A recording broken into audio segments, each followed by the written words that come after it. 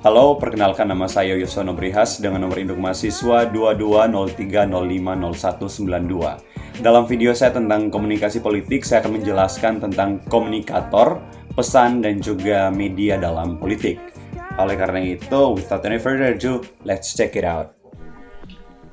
Komunikasi politik merupakan sebuah proses pertukaran informasi yang berisi isu politik oleh komunikator politik, baik itu presiden, parlemen, pengurus partai, hingga kelompok kepentingan, dengan tujuan untuk mempersuasi dan meningkatkan partisipasi politik lewat media massa konvensional atau media baru.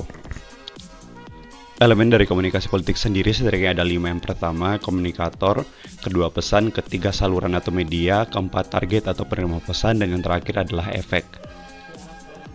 3 poin yang akan dibahas di sini adalah komunikator politik.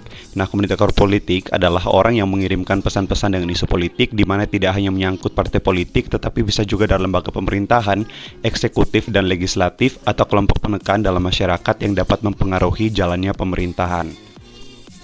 Yang kedua adalah pesan politik. Nah, pesan politik adalah pernyataan yang disampaikan oleh komunikator politik, baik secara verbal maupun non-verbal, tertulis atau tidak tertulis, langsung maupun tidak langsung, yang mengandung bobot politik. Contohnya adalah pidato presiden, undang-undang kepartaian, aturan-aturan dalam pemilu, atau hal lain yang sebagaimananya itu mengandung pesan-pesan politik di dalamnya. Yang ketiga atau yang terakhir adalah media politik.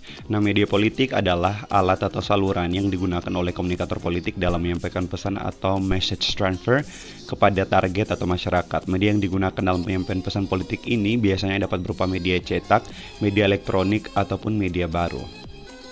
Setelah kita memahami tentang apa itu komunikator politik, pesan politik, dan juga media politik, kita akan masuk saja ke dalam contoh kasus. Di sini saya mengambil berita mengenai Jokowi. Undang-undang menyatakan presiden punya hak kampanye, jangan ditarik kemana-mana. Nah, seperti isu yang beredar bahwa banyak orang yang menolak sikap dari Jokowi, yang dirasa bahwa dia hanya cenderung untuk mendukung pasangan calon nomor 2 saja, dikarenakan anaknya Gibran Rakabuming Raka juga mencalonkan diri sebagai bakal calon wakil presiden dalam pemilihan presiden tahun 2024. Dalam statementnya ia menyatakan bahwa tidak ada undang-undang yang melarang bahwa presiden tidak boleh melakukan kampanye. Di dalam Undang-Undang Nomor 7 Tahun 2017 jelas menyampaikan bahwa di pasal 299 bahwa presiden dan wakil presiden mempunyai hak melaksanakan kampanye, jelasnya. Artinya di sini dia menegakkan bahwa tidak ada hal yang melarang untuk ia melakukan kampanye selama dia tidak menggunakan fasilitas negara ketika ingin melakukan kampanye. Dan juga dia menegaskan bahwa selain dari presiden ataupun wakil presiden, menteri-menteri pun memiliki hal yang sama atau hak yang sama di dalam melakukan kampanye. Jadi semua itu diatur dan dijamin dalam undang-undang, sehingga tidak ada hal yang seharusnya dijadikan sebagai alat kambing hitam untuk memecah persatuan dan kesatuan di dalam bangsa, terutama dalam masa-masa menjelang pemilihan presiden tahun 2024. Demikian hasil dari presentasi. Atas perhatiannya saya ucapkan terima kasih dan selamat berbahagia.